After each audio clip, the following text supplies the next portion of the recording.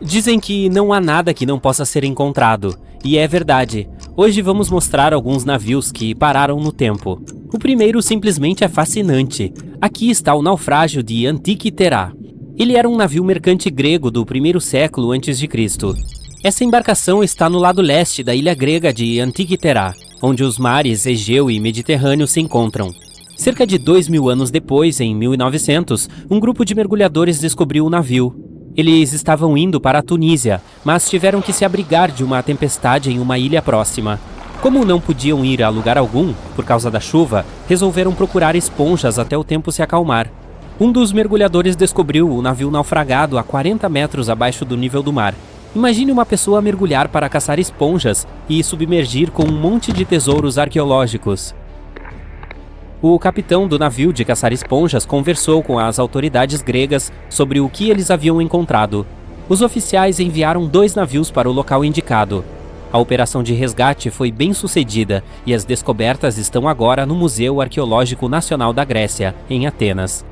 As descobertas incluíam 3 cavalos de mármore de tamanho real, joias, moedas e centenas de obras de arte, como uma estátua de mais de 2 metros de Hércules. Entre os tesouros, a Antikythera Epebe, uma estátua de bronze de um homem jovem, foi o que mais chamou a atenção. É que esse tipo de estátua não corresponde a nenhum modelo iconográfico familiar, e não há cópias conhecidas dela. O homem segurava um objeto redondo em uma das mãos. Estudiosos têm diferentes teorias sobre quem essa pessoa pode ser, mas ainda não chegaram a um consenso. Mais de 70 anos depois, Jacques Cousteau e sua equipe foram até a região e recuperaram outras centenas de artefatos e até restos mortais de 4 pessoas. Curiosamente, descobriram um conjunto complexo de engrenagens interligadas que eram capazes de prever o movimento do Sol, da Lua e de diversos outros planetas. O mecanismo também pode mostrar os horários dos eclipses solares e lunares que acontecerão futuramente. Esse mecanismo Antikythera é praticamente um precursor do calendário de computador, daqueles usados para planejar acontecimentos importantes, como atividades agrícolas, rituais religiosos e os Jogos Olímpicos.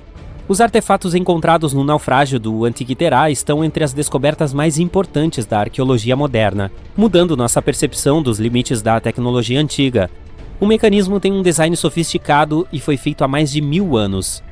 Mesmo após todas essas descobertas fascinantes, especialistas acreditam que o local do naufrágio quase não foi explorado.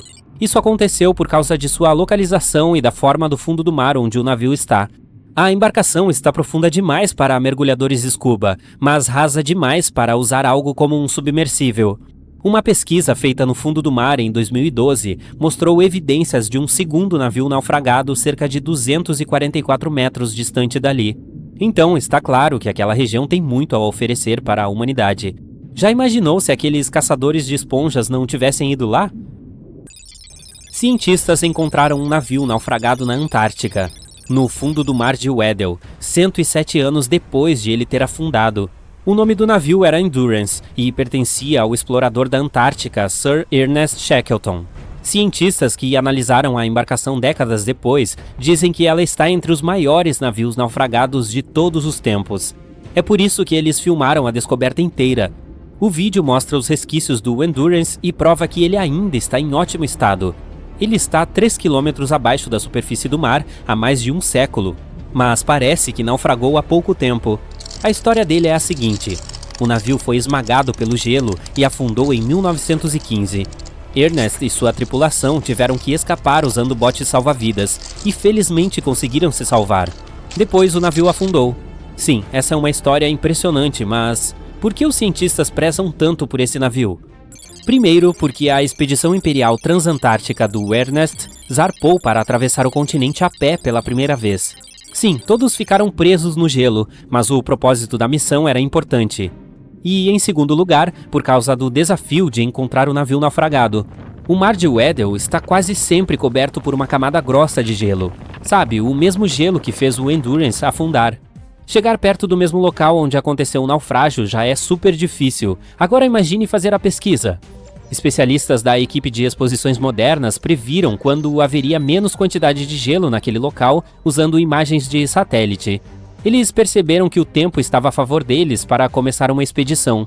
O Dr. John Shears disse que eles completaram a busca de navio naufragado mais difícil do mundo, lutando constantemente contra o gelo do mar, as tempestades de neve e as quedas de temperatura de até 18 graus Celsius negativos. Se isso tudo faz parte das condições favoráveis, nem consigo imaginar como seriam as condições normais. Para finalizar, olha só isso. São as vigas do navio. Elas estão praticamente intactas. Dá até para ler o nome da embarcação. O arqueólogo marinho Manson Bound diz que esse é o navio de madeira naufragado mais conservado que ele já viu. O cara tem 50 anos de carreira, então sabe do que está falando. Como será que a madeira não apodreceu? A doutora Michelle Taylor, que é bióloga de águas polares profundas, afirma que a madeira deteriorou pouco porque não há animais que comem madeira nessa região deserta da Antártica. Mineradores de carvão da Sérvia descobriram 3 navios naufragados que estiveram ali por pelo menos 1.300 anos. O maior deles pertence a uma frota da Roma Antiga. Ele tem cerca de 15 metros de comprimento e fundo achatado. Estima-se que o navio tem a capacidade para uma tripulação de 30 a 35 pessoas. Olhando para seu casco, dá para ver marcas de reparos. Uau, esse teve uma longa carreira. Sabe, ele nos dá pistas de como as coisas eram mais de 1000 anos atrás. As 2 embarcações menores, por outro lado, correspondem às descrições dos barcos usados por grupos eslavos para atacar a fronteira romana. Os 2 foram descobertos sob a lama e argila de um antigo leito de rio. Aparentemente, naquela época havia uma base romana em um lugar chamado Cidade Viminatium. O interessante é que Viminatium foi uma capital provinciana com uma população estimada de 40 mil pessoas no século IV d.C. Só para se ter uma ideia, essa cidade era maior que a de Pompeia. A mina de carvão em Kostolac é um centro de pedras preciosas. Arqueólogos encontraram evidências de antigas atividades humanas e animais por lá. Por exemplo, em 2012, especialistas encontraram ossos de pelo menos 5 mamutes lanudos que foram extintos cerca de 10 mil anos atrás. Arqueólogos canadenses encontraram um navio 150 anos após ser dado como desaparecido nas águas árticas do Canadá. O navio mercante se chama HMS Investigator. Ele foi comprado em 1848 para procurar o navio do Sir John Franklin, que havia se perdido na expedição Passagem Noroestes. O HMS Investigator saiu da Grã-Bretanha em 1850 para fazer essa operação de resgate. A tripulação da expedição, chefiada por Robert McClure, navegou com o Investigator mar adentro. Um tempo depois, ele percebeu que já estavam no trecho final da Passagem Noroeste, na rota marinha que cruzava a América do Norte. Mas antes de entrar no Mar de Belfort, um navio de 122 toneladas ficou preso no gelo. A tripulação passou o inverno no Estreito do Príncipe de Gales. No verão seguinte, Robert tentou navegar de novo para o fim da passagem, mas o gelo bloqueou seu caminho mais uma vez. Aqui também os tripulantes foram forçados a deixar o navio. Ele conduziu todos à Baía da Misericórdia. Lá eles ficaram até o ano de 1853, quando a tripulação do navio HMS Resolute os resgatou. Imagine uma equipe de 60 pessoas que precisou passar 3 invernos no Ártico, sem sequer saber se sobreviveriam. Mais tarde, o navio foi encontrado em posição vertical, submerso, a 11 metros abaixo da superfície. Ele estava em ótimo estado de conservação. A água do Ártico não deixou a parte externa do convés estragar muito. O formato do navio e suas vigas estão claramente visíveis. Além disso, arqueólogos descobriram artefatos deixados pelos marinheiros na terra. Eles tiraram tudo antes de abandonar o Investigator. 3 covas de marinheiros e um navio britânico naufragado também foram encontrados naquela região. Eu fico aqui pensando, o que mais eles poderiam encontrar por lá? Estamos na Sibéria. Está tão frio aqui que rajadas de vento congelantes estão queimando seu rosto. Toda aquela neve branca parece estar cegando você. Este lugar se assemelha à Antártica por causa do pergelissolo. Recentemente, um grupo de cientistas pesquisou um dos rios locais. Com a ajuda de uma plataforma de perfuração, extraíram várias amostras de solo congelado. Os cientistas ficaram chocados ao encontrar criaturas vivas dentro do gelo. Mais tarde, em laboratório, se percebeu que as criaturas eram organismos microscópicos multicelulares, conhecidos como Rotíferos bideloídeos. Essas criaturas pareciam pequenos vermes. Os cientistas sabiam que esses vermes poderiam viver em condições congeladas por até 10 anos. Mas a idade dos rotíferos encontrados no gelo foi de cerca de 24 mil anos. E depois de descongelar, eles começaram a se reproduzir, como se estivessem dormindo há apenas algumas horas, não há milhares de anos. Análises adicionais mostraram que esses organismos podem permanecer congelados por centenas de milhares de anos. Os rotíferos podem ter vivido durante a era em que o ser humano ainda não tinha inventado a roda. E este não é o único superpoder deles. Os rotíferos bideloídeos estão entre os animais mais radioativamente resistentes na Terra. Eles podem sobreviver em lugares onde não há oxigênio e água. Também podem permanecer vivos em áreas com alta acidez e podem viver sem comida e água por um longo tempo. Por sinal, essas não são as únicas criaturas conhecidas por viver milhares de anos. Tipos particulares de musgo e alguns micro-organismos também são quase imortais. Os nematódios são algumas das variedades de vermes com maior capacidade de adaptação. Imagine a Torre Eiffel, de pé e orgulhosa. E agora, vamos torná-la 10 vezes mais alta e colocá-la no subsolo. Exatamente a essa profundidade, muitos milhares de metros abaixo da superfície, os cientistas descobriram essas criaturas, sem luz solar e quase nenhum ar. E como está muito perto do núcleo da Terra, do que da superfície do nosso planeta, a temperatura aqui é maior do que no meio do deserto mais quente. Milhões de toneladas de solo acima criam uma pressão insana, mas tudo isso não conseguiu impedir que a vida se desenvolvesse aqui. Quando os nematódios ficam sem ar, comida ou quando a temperatura se torna muito alta, eles entram em um estado único de êxtase ou hibernação profunda. Neste modo, o metabolismo destes vermes diminui e quase todos os processos em seu corpo param. Essas criaturas podem dormir por muito tempo e só acordar quando o ambiente se tornar mais favorável. A propósito, você não precisa ir tão fundo no subsolo para encontrar essas criaturas. Nematódios são encontrados em todo o mundo. Eles podem viver em fontes termais, desertos, no alto das montanhas, entre os gelos ásperos da Antártica ou dentro de animais e humanos. Nossas próximas criaturas resistentes são os tardígrados, também conhecidos como ursos d'água. Estes são invertebrados microscópicos de 8 patas intimamente relacionados aos artrópodes. É impossível vê-los sem ajuda. Mas um microscópio convencional permitirá que você veja esses seres em detalhes. Eles parecem minúsculos ursos, por isso são chamados de ursos d'água. Eles precisam de uma fina camada de água ao redor do corpo o tempo todo. É necessário evitar a desidratação. Tardígrados foram encontrados em todos os tipos de ambientes, das profundezas dos oceanos às dunas de areia. Eles são incrivelmente resistentes graças à sua estrutura orgânica única. Sim, eles parecem macios, mas seu corpo é coberto com uma cutícula dura. Este revestimento se assemelha aos exoesqueletos de gafanhotos, louva-a-Deus e muitos outros insetos. Ursos d'água perdem sua antiga camada de cutícula quando precisam crescer. Cada uma de suas 8 patas tem de 4 a 6 garras, o que os ajuda a se agarrar a qualquer superfície. Esses ursos podem sobreviver a uma temperatura quase 3 vezes mais fria que a temperatura no gelo da Antártica. O calor também não os prejudica. Eles provaram ser capazes de sobreviver à temperatura que faz a água ferver. Além disso, os ursos d'água não têm medo de radiação nem de alta pressão. Nas profundezas do oceano, a pressão pode destruir as ligas de metais mais fortes. Mas essas criaturas podem suportar pressões 6 vezes maiores. Mas o mais legal é que podem viver no vácuo do espaço. Nosso planeta tem um campo magnético. Este é um escudo que nos protege da radiação solar. Os tardígrados não precisam dessa proteção. Eles podem entrar em órbita próxima à Terra e voltar ilesos. Tudo graças a uma proteína que protege seu DNA da radiação ionizante. Com outros organismos imortais, os ursos d'água podem entrar em um estado de criptobiose. Os tardígrados puxam a cabeça e as pernas para dentro do próprio corpo e adormecem. Se as condições ao redor sugerirem congelamento, falta de água ou de oxigênio, eles permanecerão nesta forma de barril até que a situação melhore. Então, esses são organismos tão pequenos que só podem ser vistos através de um microscópio. Mas que tal algo maior? Conheça o diabólico besouro de ferro. Eles vivem no sudoeste dos Estados Unidos e no México. Esses insetos não podem sobreviver a altas temperaturas, viver sem oxigênio ou em condições de aumento da radiação. Mas o seu exoesqueleto é tão resistente que só pode ser perfurado com uma broca ou martelo. Esse exoesqueleto é durável e feito de uma substância especial, quitina. Também pode ser encontrado nos exoesqueletos de caranguejos ou camarões.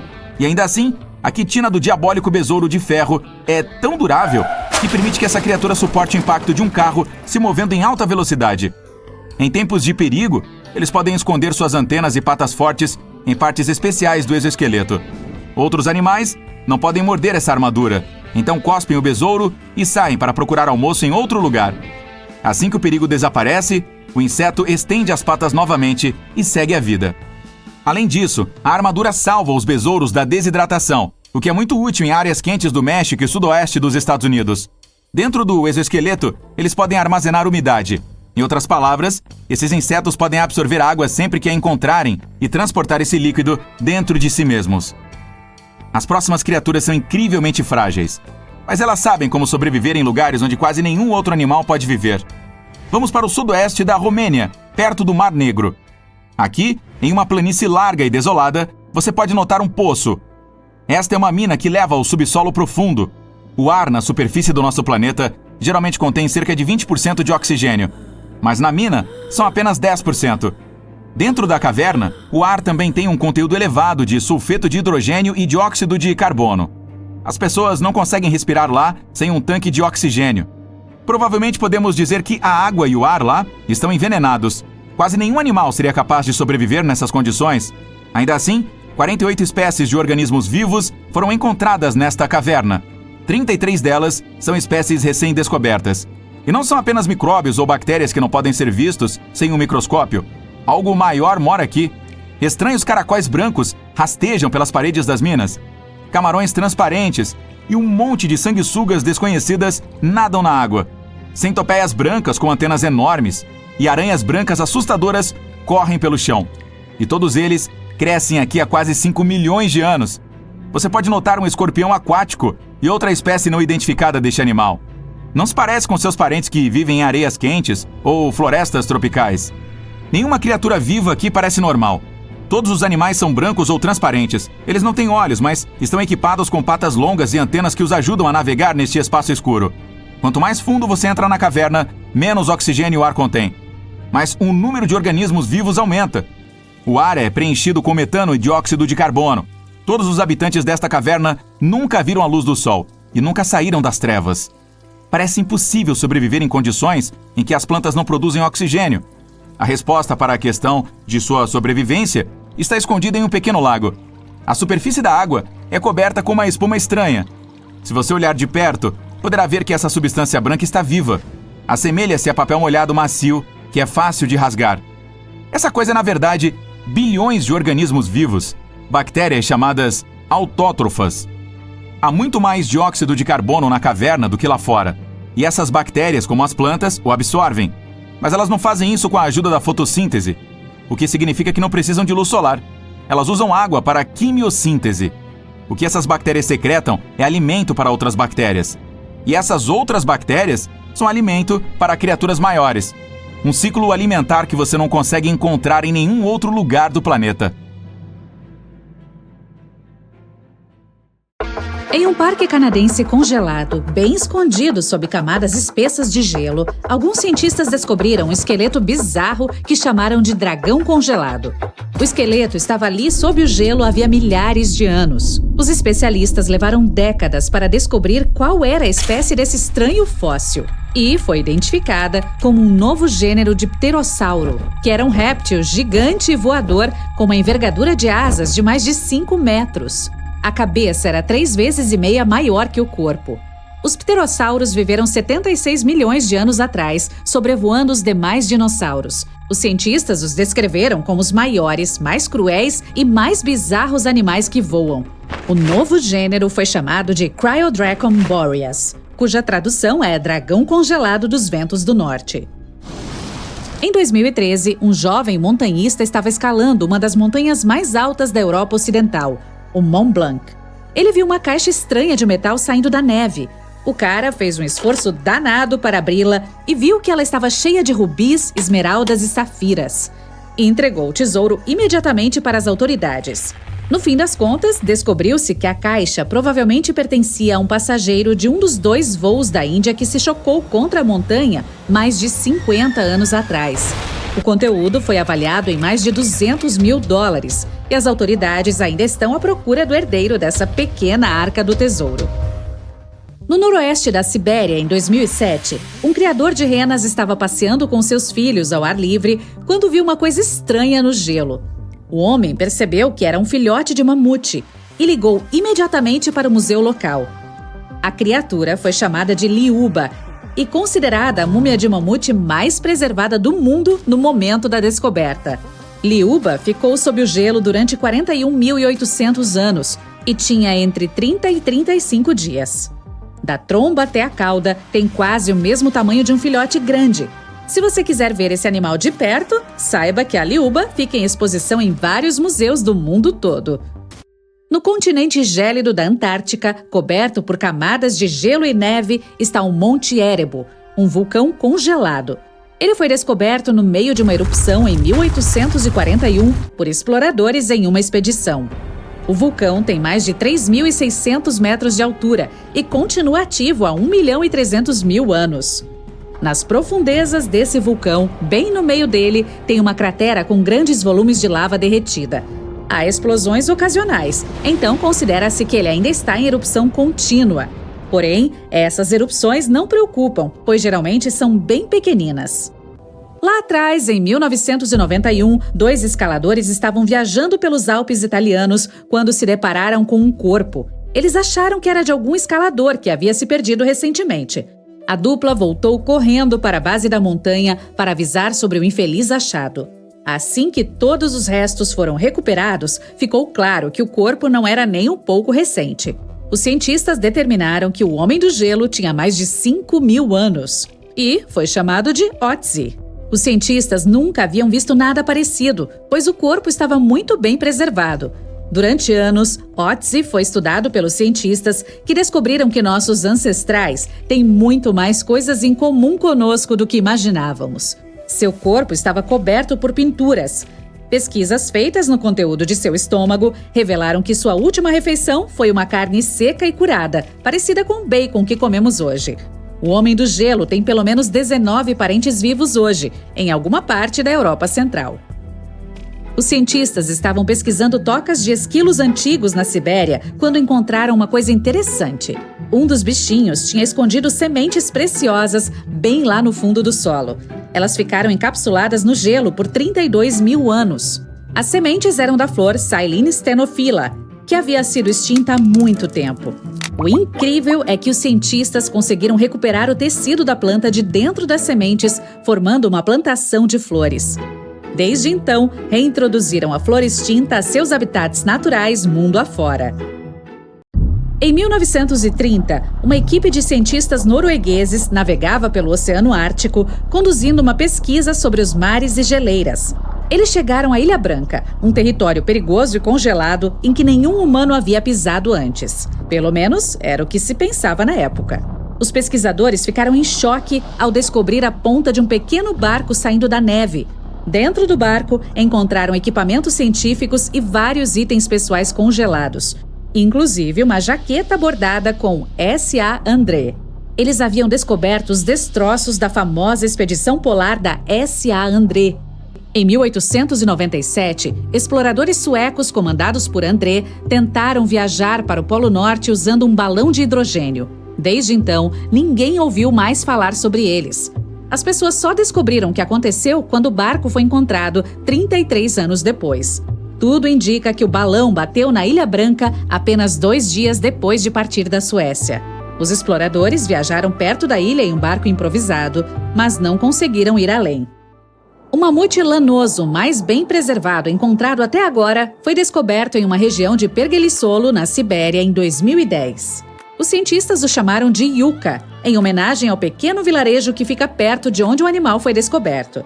Ele passou 39.000 anos congelado e acredita-se que tinha entre 6 e 8 anos de idade.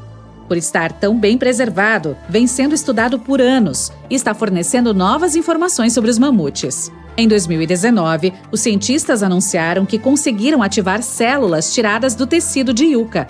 Isso significa que um dia, talvez, poderemos ver mamutes lanosos habitando a Terra novamente.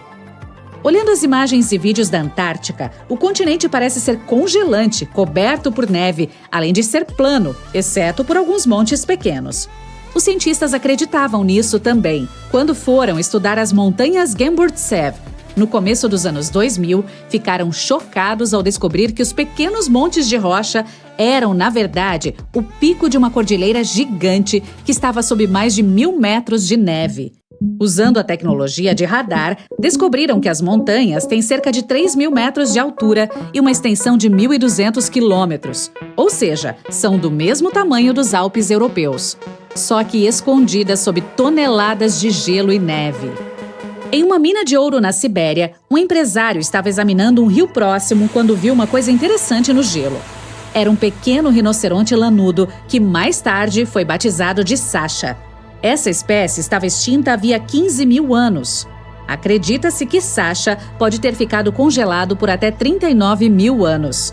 Ele é muito especial, pois é o único rinoceronte lanudo de corpo inteiro já descoberto. As geleiras ao redor da cidade de Pelo, no norte da Itália, começaram a derreter. Artefatos de décadas e até séculos atrás foram descobertos sob o gelo. Pertences pessoais de soldados foram encontrados, como diários, fotografias e até cartas de amor. Os historiadores até conseguiram tirar uma cabine inteira que estava preservada sob o gelo. Ela estava cheia de capacetes e roupas feitos de metal pesado. Em 1845, John Franklin embarcou em uma expedição para o Polo Norte. A tripulação viajou em 2 navios, o HMS Erebus e o ironicamente chamado de HMS Terror. A expedição acabou em desastre e as 2 embarcações se perderam nas águas geladas. Em 2016, o HMS Terror foi descoberto por uma equipe de pesquisadores. Apesar de ter ficado perdido por 170 anos, as águas congelantes o mantiveram em condições perfeitas. Os cientistas descreveram a embarcação como congelada no tempo. Os pratos e copos ainda estavam nas prateleiras, as camas e mesas estavam em ordem, e até as bagagens dos passageiros pareciam preservadas. O HMS Erebus também foi descoberto ali perto, mas por causa das mudanças de temperatura da água, ele não estava em boas condições. O gelo glacial que rodeia uma passagem usada pelos vikings entre montanhas na Noruega escondia centenas de artefatos antigos. Um deles era uma caixa de madeira soldada. Os pesquisadores não conseguiam conter a ansiedade em abri-la. Eles achavam que ela estaria cheia de tesouros vikings ou artefatos que nos dariam mais informações sobre aquela antiga sociedade. Mas dentro dela só havia uma vela antiga feita de cera de abelha. E parece que essa caixa não era tão antiga quanto se pensava. Analisando a vela, descobriu-se que é do século XVII. A Era dos Vikings tinha acabado antes, no século XI. A caixa provavelmente era de um fazendeiro que a enviou por navio de sua fazenda de verão para a de inverno, para iluminar as noites compridas e frias.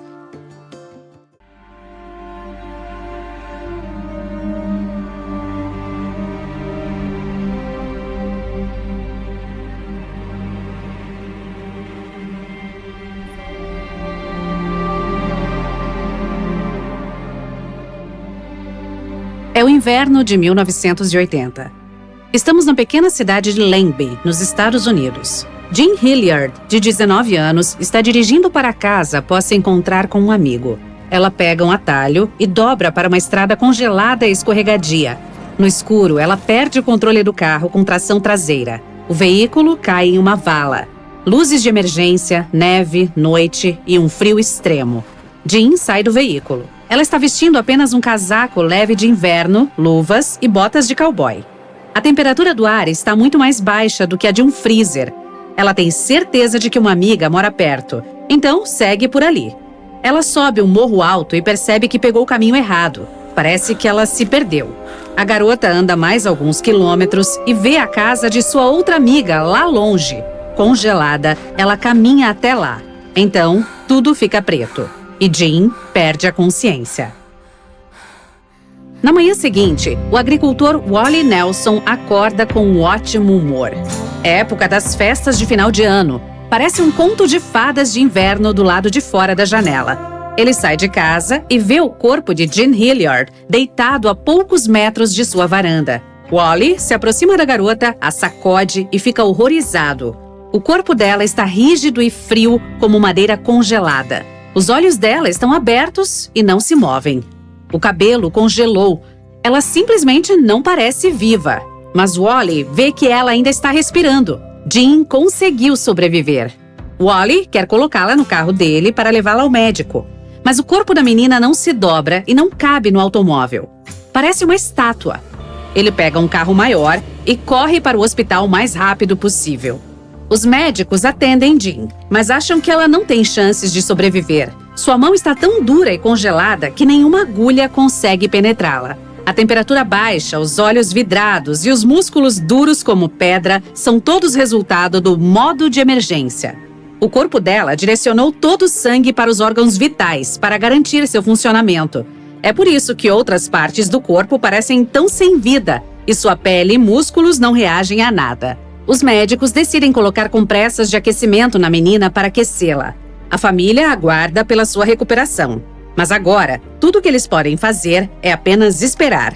O congelamento é muito perigoso, pois todo o líquido congelado começa a se expandir. Encha uma pequena garrafa com água e coloque-a no freezer por algumas horas. Em seguida, retire-a e você verá que a garrafa parece ter se expandido ou até rachado por causa do aumento do volume do líquido.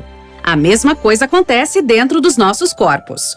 Somos constituídos por quase 70% de água. Quando ela congela, suas partículas se transformam em cristais de gelo que rompem as membranas celulares. Os fragmentos de gelo podem se expandir e destruir os tecidos. Isso é chamado de geladura. Além disso, nosso corpo pode desacelerar todos os processos internos em condições de frio extremo para economizar força e energia. O coração bate menos e os pulmões param de consumir tanto oxigênio. O metabolismo fica mais lento. Isso aconteceu com Jean, e talvez tenha sido o que salvou sua vida naquele dia. Ela ficou deitada na neve com frio extremo por cerca de 6 horas. Mas por que as partículas de gelo não começaram a destruir suas membranas celulares? Como o corpo dela resistiu a tantos danos e conseguiu sobreviver? De volta ao hospital, os médicos ficaram felizes em ver Jean melhorar. O sangue quente se espalhou pelos vasos congelados e trouxe o corpo dela de volta à vida. Surpreendentemente, os cristais de gelo não danificaram os músculos nem a pele. Algumas horas depois, a menina recuperou a consciência. Ao meio-dia, ela começou a falar. Jean não sabe o que aconteceu. Ela se lembra de caminhar até a casa da amiga e depois acordar no hospital. O que mais a preocupa agora é que o carro do pai dela está em algum lugar em uma vala. O que aconteceu foi que a garota caiu e rastejou até a casa de Wally Nelson. Ela não se lembra, mas aparentemente seu cérebro ativou o instinto de sobrevivência naquela noite. Infelizmente, ela não conseguiu rastejar os últimos metros. Acabou desmaiando na porta e ficando lá por 6 horas. Os médicos examinaram a menina e viram que ela estava completamente saudável. Ela logo recebeu alta do hospital. Este caso não é único. O professor de medicina de emergência, David Plummer, disse ter visto cerca de 12 casos semelhantes nos últimos 10 anos, em que os pacientes sobreviveram a congelamentos severos. Jean voltou para casa e descobriu que ficou famosa. As pessoas escreviam sobre ela em jornais, queriam entrevistá-la e gravaram documentários. Seu caso atraiu a atenção de muitos médicos ao redor do mundo. Mas ninguém foi capaz de descobrir exatamente como ela conseguiu sobreviver. No caso dos humanos, essas recuperações parecem um milagre absoluto. Mas muitas criaturas do mundo natural podem adaptar seu corpo a condições extremas. Uma delas é a rã arborícola. Esses animais vivem principalmente em partes temperadas e tropicais da Eurásia. Às vezes, eles têm que lidar com clima frio. O seu corpo injeta glicose na corrente sanguínea quando sente que está congelando, e o conteúdo de suas células se transforma em um xarope. O açúcar diminui o ponto de congelamento da água. Assim, as rãs arborícolas se adaptaram a essas condições. A água fora de suas células pode congelar. Seu corpo pode ficar duro como cubos de gelo, mas elas estarão vivas, sentindo-se ótimas. Então, quando fica mais quente, elas se recuperam totalmente. O sangue enche o corpo delas e coloca todos os músculos em movimento. Mas um dos animais mais incríveis capazes de suportar temperaturas congelantes é o peixe-gelo. Ele é transparente e parece um pouco com uma água viva. Ele nada nas águas escuras e frias da Antártida. O peixe-gelo se sente confortável lá por causa do anticongelante em seu sangue. Mais precisamente, é uma substância exclusiva que age como anticongelante. Esse líquido não permite que as células, órgãos e todo o corpo do animal congelem. Não existem glóbulos vermelhos no sangue do peixe para transportar oxigênio por todo o corpo. Este é o único vertebrado com esse superpoder. Existem organismos em nosso planeta que usam o frio para prolongar sua vida. Cientistas encontraram alguns deles no gelo da Sibéria. São criaturas microscópicas multicelulares, como pequenos vermes, que podem viver em um freezer por cerca de 10 anos. Mas os vermes da Sibéria tinham cerca de 24 mil anos. Os cientistas os transportaram para o laboratório e os descongelaram. Os vermes ganharam vida e começaram a se multiplicar imediatamente após todos aqueles séculos de sono. Seu corpo pode entrar em criptobiose. Isso é quando um organismo totalmente congelado tem funções vitais mínimas. A análise mostrou que esses vermes podem permanecer nesse modo por dezenas de milhares de anos. E existem muitos desses animais no nosso planeta. Além disso, essas criaturas são algumas das mais resistentes à radiação no mundo. São praticamente inatingíveis. Mas voltando à nossa história, é possível que o corpo de Jean Hilliard tenha entrado em uma breve criptobiose. Talvez houvesse algum líquido não congelante no sangue da garota, mas ninguém sabe ao certo. Atualmente, ela tem um emprego comum e quase não se lembra daquele dia. Mais pesquisas sobre este tópico podem ajudar os cientistas a criar medicamentos especiais que podem ajudar em temperaturas congelantes. Imagine que você possa sair com segurança em um inverno frio, vestindo uma camiseta e um short. Sairia vapor pelo seu corpo e o gelo sob seus pés derreteria. Você se sentiria quente por dentro. Um sonho, talvez, mas realisticamente, os fabricantes de casacos nunca permitiriam isso, é claro.